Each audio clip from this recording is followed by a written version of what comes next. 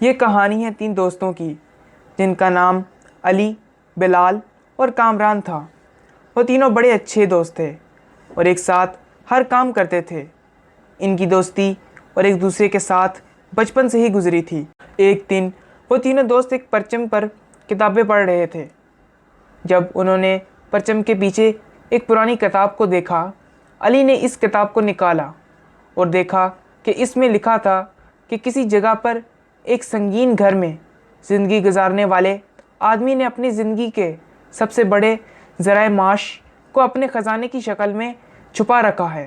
علی، بلال اور کامران نے اس کتاب کو پڑھ کر ایک دوسرے کو دیکھا اور وہ تینوں متاثر ہو گئے۔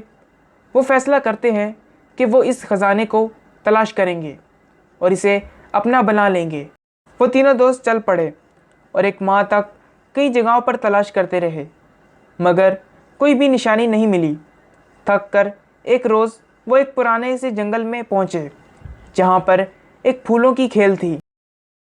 کامران نے کہا، شاید خزانہ یہی ہوگا۔ وہ تینوں دوست پھولوں کی کھیل میں آ گئے اور آگے بڑھنے لگے۔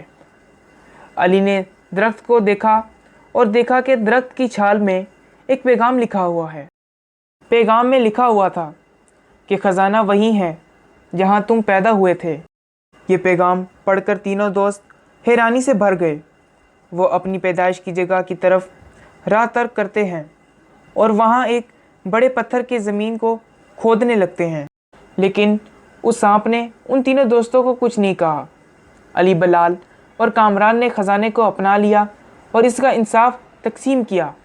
ان تینوں نے اس سونے کو برابر برابر تقسیم کیا اور وہ اپنی باقی کی زندگی خوشی سے گزارنے لگے۔